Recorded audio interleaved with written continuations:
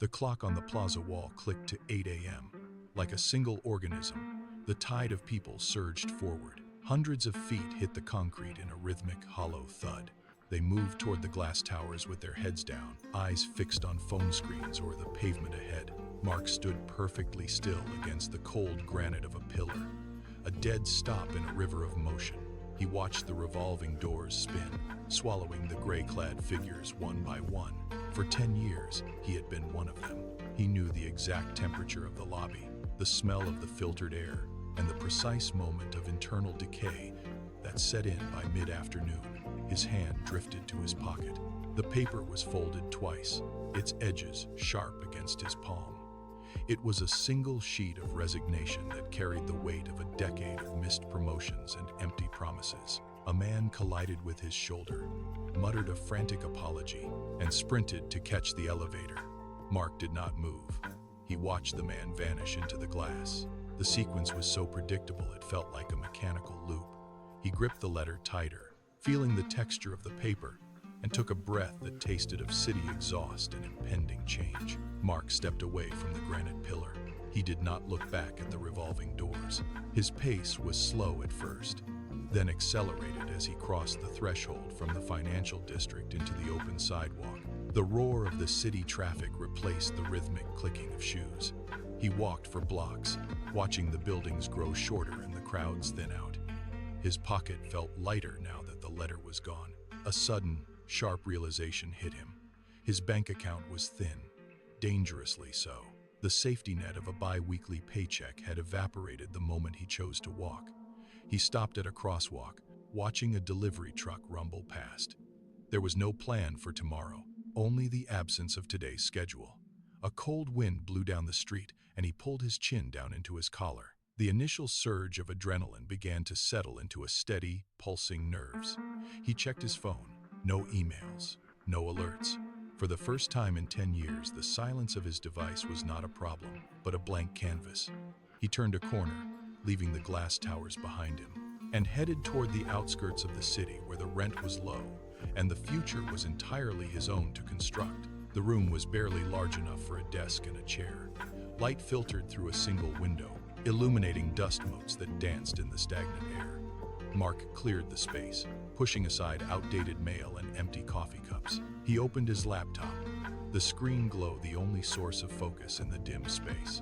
For the first few days, the silence of the room felt heavy, almost aggressive. He avoided job boards. Instead, he opened dozens of tabs, tracking the movement of goods across digital marketplaces. He spent hours mapping the flow of inventory for independent sellers. He traced the path from raw material to final delivery, noting where the chain faltered and where costs spiraled. He scribbled patterns on the back of old envelopes, connecting nodes in a messy, sprawling web. The frustration of his thin bank account fueled his concentration. He stopped seeing the internet as a chaotic sea of noise and started seeing it as a series of valves and pipes. He spotted it, a specific recurring bottleneck where small creators lost profit to inefficient shipping logistics. It was a simple, overlooked friction point. He leaned back, his eyes burning from the screen, and realized the problem was a map to a solution. He had no capital, but he now had a target. Mark did not have money for advertising, so he spent his time on content. He began drafting daily insights at his desk, breaking down the logistics bottlenecks he had mapped. He hit publish every morning at dawn. The first week was empty. No comments, no shares, no likes. He stared at the view counter, which remained at 0 for hours. He did not stop. He adjusted his tone, refined his data, and focused on the specific pain points of small creators. He wrote about shipping delays, inventory tracking, and the hidden costs of scaling. By the second week, a single notification appeared. Then, another. Someone shared his post. Then, a creator replied with a question, confirming his analysis. He answered every query with precise, actionable advice. The feedback loop began to tighten. His follower count ticked upward, an incremental but steady climb. He was no longer just a voice in a room. He was becoming a resource for others. The silence of the web was replaced by the steady hum of digital interaction. He tracked the engagement, seeing his reputation crystallize one post at a time. It was the first spark of momentum, a tangible sign that his plan was finally taking hold. Mark stopped writing for the masses. He began sorting his inbox, tagging every question and every complaint he received from small creators. He noticed a pattern. While others discussed broad trends in the digital economy, his audience kept pointing to one specific, recurring frustration: the gap between production and delivery. It was a friction point everyone else treated as a cost of doing business. Mark saw it differently. He spent 3 nights mapping the exact logistics failures that drained the profit margins of independent shops. He stopped offering generic tips and started providing deep technical breakdowns of those specific failures. He drafted a series of private memos, testing his logic against real-world scenarios. He realized his value was not in being an observer, but in being a specialist who could plug the hole in their operations. He stripped away the filler from his daily posts. Every word he published now served a single purpose: to demonstrate his mastery over this specific niche. He was no longer just sharing insights, he was diagnosing a disease and holding the cure. His confidence sharpened as he realized that the market did not need more voices. It needed a mechanic who understood the gears. He finalized his new strategy, ready to move from analysis to action. Mark stopped answering questions with free, open-ended advice. When creators emailed him for quick fixes, he sent back a standard template. It did not offer a tip, it offered a diagnostic audit for a fee. He stopped begging for attention and started acting as if his time had a fixed, high price. The inbox traffic slowed, then shifted. The casual browsers disappeared, replaced by serious operators looking for stability. Mark posted a case study on his site, detailing exactly how he saved a shop 10% in logistics costs. He wrote it not as a suggestion, but as a blueprint. The language was direct. He used terms like operational standard and mandatory integration. He positioned his service as the missing link between a store and its survival. When a larger creator messaged him, he didn't offer to help. He asked if they were ready to optimize. The authority in his tone changed the game. He wasn't a peer anymore. He was a consultant. The requests for free help stopped arriving. In their place came inquiries about contract terms and service availability. He had successfully reframed the relationship. He was no longer a voice in the crowd. He was the expert the crowd now needed to reach. The bank statement hit his screen with a blunt red warning. His savings were down to the final 3 digits. Outside his window, the city moved in its predictable rhythmic rush, but inside his room, the air felt thin. Mark spent 14 hours a day at his desk. He was not earning a steady paycheck. He was building a machine that had yet to prove it could run. Every morning, he opened a job board, his cursor hovering over apply for roles that promised comfort and safety. The temptation was a physical weight pressing against his chest. He looked at the salary figures, then back at the half-finished code for his service. He closed the browser tab. He chose the uncertainty of his own system over the guaranteed chains of the financial district. His food budget shrank to rice and coffee. His focus sharpened into a singular, grueling routine. He refined his outreach, manually tracking every lead, every rejection, and every silence. The silence was the hardest part. Days passed without a single contract offer. He ignored the gnawing doubt. He stayed in the chair, eyes locked on the monitor, refusing to acknowledge the possibility of failure. He was not just working. He was testing the structural integrity of his own resolve, brick by brick, hour by hour. Mark cleared his desk of everything but the monitor and a single notepad. He was entering the final phase of his service architecture. The logic was set, the automation paths were mapped, and the delivery sequence was ready to trigger.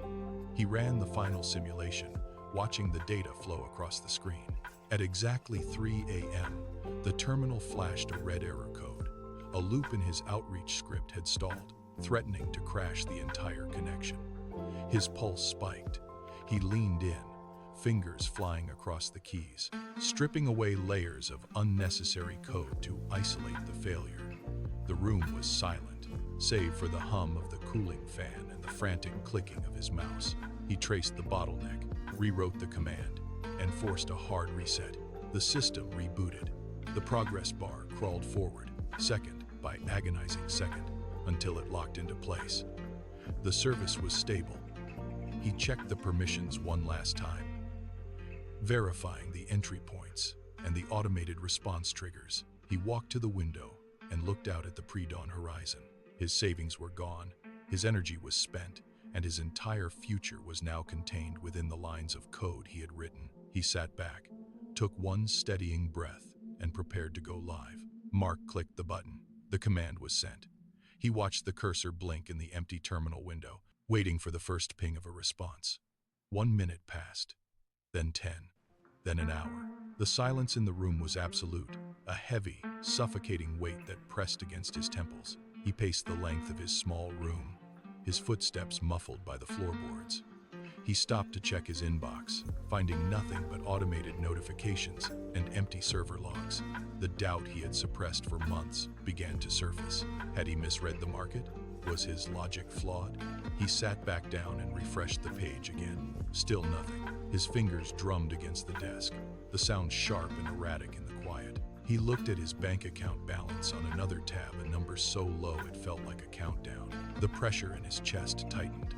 He had bet every remaining resource on this single execution, and the void was responding with terrifying indifference. He stared at the screen until the pixels seemed to blur, his pulse thrumming in his ears. Every passing second felt like a verdict. He gripped the edge of the desk, knuckles white, forcing himself to keep breathing as the clock ticked toward the point of no return. A single, sharp chime cut through the room. Mark did not move for 3 seconds, afraid that breathing would make the notification vanish. He reached out, his hand hovering over the trackpad, and clicked the unread message. The subject line was sparse. He opened the attachment. His eyes scanned the header, skipped the legal jargon, and locked onto the total. He blinked. He refreshed the document, thinking the server had glitched or the decimal point had shifted. It had not. The number stared back at him, bold and final. It was more than his entire annual salary from the firm, condensed into a single project contract. The air left his lungs in a rush. He leaned back, the chair groaning under his weight, and looked at the ceiling. The months of uncertainty, the empty bank account, and the nights of doubt evaporated in an instant. He stood up and paced the small room, his heart hammering against his ribs. He stopped at the window, staring out at the same city he had left behind, but the view felt entirely different now. The strategy was no longer a theory, it was proven. He sat back down, opened the reply window, and typed his acceptance with steady, deliberate fingers. He was no longer waiting for permission. The money sat in his account, a digital promise of comfort that he could have touched at any moment. He looked at the balance, then at his cramped desk. A new car, a better apartment, or a celebratory meal were within reach. He closed the browser tab. He did not buy. Instead, he opened a separate window and mapped out the costs of a scalable automation tool. This was the moment of divergence. He could trade his time for a fleeting upgrade, or he could trade the profit for a machine that would do the heavy lifting. He clicked purchase, watching the balance drop back toward zero, but he felt no regret. This was not spending. It was an investment in his own removal from the process. He spent the next 48 hours integrating the software, mapping every manual task he had performed into a sequence of commands. He was stripping his labor out of the equation. He stopped thinking about how much he could earn in an hour and started calculating how much he could output in a day without lifting a finger. The mechanics of his life were changing. He was no longer a participant in the market. He was becoming the architect of his own leverage. Mark initiated the sequence at midnight and closed his eyes. For years, he had been conditioned to believe that money only moved while he was awake, staring at a screen. He fell asleep with the hum of the cooling fan in his ears. When he woke, the sun was already high. He sat up, heart rate steady, and clicked the dashboard. The numbers had climbed. While he slept, the software had identified 3 leads, processed 2 inquiries, and finalized a service agreement. The system did not get tired. It did not require coffee or breaks. It simply executed the logic he had built. He stood up, walked to the window, and looked at the city below. He was no longer trading hours for a paycheck. He was watching a machine work on his behalf. This was the threshold he had been chasing. He felt the weight of his old life fall away, replaced by the reality of his new position. He was not just a worker anymore. He was the architect. He spent the morning watching the logs scroll, confirming that the process could sustain itself. He had successfully decoupled his income from his physical presence. The script he once followed was gone, replaced by a self-sustaining loop that required only his oversight, not his exhaustion. The revenue graph began to curve upward, moving from a steady incline to a steep vertical climb. Mark monitored the spikes on his monitor, watching as the automated system handled 10 times the volume he could have managed alone. It was a strange sensation to sit in silence while his bank account updated in real time. In his previous life at the firm, a 5% increase in output took months of grueling, overtime labor. Now, the software processed that same volume before noon. He ran the numbers repeatedly, checking the input against the profit margins, ensuring the growth was sustainable. The machine was doing exactly what he had designed it to do, clearing the backlog of manual tasks and replacing them with high-speed execution. He was achieving more in a single afternoon than he had in a month of his former career. He stepped away from the desk to brew coffee, looking at his phone. The notification feed was filled with inquiries from people who had once dismissed his career change as a mistake. They saw the output but refused to believe the method. He watched the skepticism arrive in waves, a steady stream of doubt that ignored the reality of his rising balance. He set his phone face down and returned to the screen, letting the data speak for itself. The screen chimed again. Then again. The inquiries had stopped being about the service. They were now about him. Mark picked up the phone. A message from his former manager. This is a phase. Come back before the gap in your resume becomes permanent. He swiped to the next notification. A text from his brother. Everyone is worried. You left a stable future for a ghost. Stop this and get a real position. The words sat on the screen like lead. He felt a sudden, familiar tightness in his chest. It was the same pressure he felt standing in the lobby of his old office, the weight of 1,000 expectations pressing down on his shoulders. He walked to the window, the glow of the city lights reflecting on his face. The messages kept pinging, a relentless drumbeat of doubt. They spoke of safety, of long-term benefits, of the risks he was taking with his life. He stared at the contact names, feeling the pull of the old script. It was a gravitational force, dragging him toward the comfort of the familiar. His thumb hovered over the reply button. He could explain. He could justify the revenue. He could show them the data. But the silence in the room felt heavy, vibrating with the collective anxiety of everyone who preferred the cage to the unknown. Mark looked at the screen and saw them for what they really were, shadows. The messages did not contain advice. They contained the frantic, echoing fear of people who were terrified of their own potential.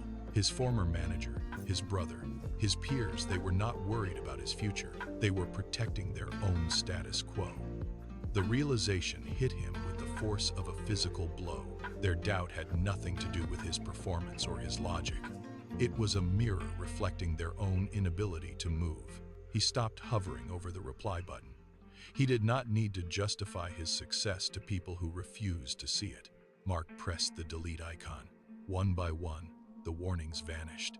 He cleared the cache, silenced the notifications, and watched the screen go blank. The room felt lighter. The air in his lungs reached deeper than it had in a decade. He set the phone face down on the table, face toward the wood. He had spent years waiting for their validation, and in this single, mechanical action, he realized he never needed it. He was no longer part of their script. He was writing his own. The silence returned, not as a weight, but as a clean, open space for his next move. The rhythm of his life changed. It was no longer a steady, predictable climb. It became a vertical surge. By the second year, the revenue figures on his dashboard tripled. He sat at his terminal, watching the numbers climb, comparing them to the stagnant salary he once relied on at the firm. The gap was no longer a margin. It was a chasm. He looked at the data, searching for the point where he had worked harder to earn it, but found none. He was not logging more hours. hours. He was not sacrificing more time. He was simply operating on a different set of mechanics. He had replaced the grind of the glass towers with a high-velocity system. While his former peers fought for incremental increases, he had built a machine that processed value while he rested. The sheer scale of the shift felt heavy, a tangible weight of accomplishment that dwarfed every promotion he had ever chased. He understood now that the people in those towers were running on a treadmill, burning energy to stay in place, while he had stepped off the belt entirely.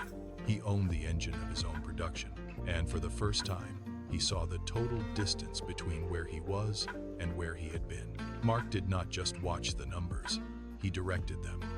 He had built a digital infrastructure that acted as a conduit for market demand, and now he stood at the helm. He opened the control panel, his fingers hovering over the keys. With a single click, he pushed a new update to his service network. The effect was instantaneous.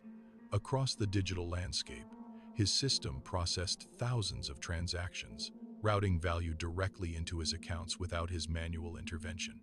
It was the ultimate leverage. One action multiplied by 1,000 nodes, yielding results that required no further presence from him. He watched the graph spike, a vertical line of growth that mocked the slow, linear progression of his former career. He was no longer a participant in the market. He was the architect of the flow. Capital moved through his channels like water through a dam he had built himself. Every decision he made now echoed outward, gaining momentum with every second. He realized that the true power was not in the accumulation of money, but in the ownership of the mechanism that generated it. He leaned back, watching the screen glow with the kinetic energy of his own design, feeling the weight of total, absolute control over his output. The phantom of failure used to wake him at 3 in the morning. For years, that cold grip had dictated his every choice, forcing him to cling to the safety of a desk and a title. He remembered the exact sensation, a tightening in his chest whenever he checked his balance, a constant, low-frequency hum of impending ruin. But that ghost was gone. He walked to the window of his workspace and looked out at the horizon, not seeking validation, but observing the architecture of his own design. He checked the latest audit of his accounts, the figures stable and rising, and felt nothing but clarity. The terrifying unknown he once dreaded had become his primary asset. He had built a fortress of systems that did not rely on the whims of a manager or the stability of a corporate structure. He realized that the security he had chased for 10 years was a fragile illusion, a paper wall that could be torn down by a single HR memo. His new reality was built on code, on logic, and on the hard, immutable proof of his own results. The paralysis was not just gone. It had been replaced by a quiet, steady pulse of absolute certainty. He breathed in, steady and slow, knowing that no external force could dismantle what he had authored. The glass and steel towers loomed over the intersection, exactly as they had 2 years ago. Mark pulled a chair to a small table at the sidewalk cafe, shielded by the glass from the morning chill. At 8 a.m. sharp, the doors of the skyscrapers vomited their contents. A tide of people in identical shades of gray surged toward the entrances, clutching briefcases and lukewarm coffee. Mark watched a man in the front of the pack check his watch, curse, and break into a sprint to catch the closing revolving door. The movement was rhythmic, frantic, and entirely contained within the lines drawn by the firm. Mark took a slow sip of his espresso. He saw the pattern now. It was not a ladder. It was a treadmill. The system rewarded movement, not results. It demanded exhaustion as a prerequisite for loyalty. He saw the flicker of panic in their eyes, the same panic that had once kept him awake until dawn, and it hit him they were not building wealth. They were trading their lives for the privilege of being busy. He felt a sudden, sharp ache of pity, not for their lack of success, but for the depth of their delusion. He watched them vanish into the glass, leaving the street behind, and finally, he understood the true cost of the script. Mark set the ceramic cup back onto the saucer with a sharp, final click. The coffee was gone, and with it, the last lingering attachment to the life he had once served. He stood up, pushed his chair back, and felt the weight of the city fall away from his shoulders. He left the folded newspaper on the table, a relic of a manual he no longer needed to read. He turned his back on the revolving doors and the glass canyons. He walked toward the subway entrance, but not to commute. He was moving toward a different part of the city, where his own servers hummed and his own systems operated without his physical presence. The rhythm of his footsteps matched his own internal pace, steady and unhurried. He passed a group of people scrambling to board a bus, their faces tight with the stress of the morning, and he did not look back. Every step took him further from the grid and closer to the architecture of his own design. He reached the corner, crossed the street, and disappeared into the crowd, not as a participant in their rush, but as an architect of his own time. He was finally, completely free. The screen faded to black as he turned the final corner, moving toward the office he had built for himself.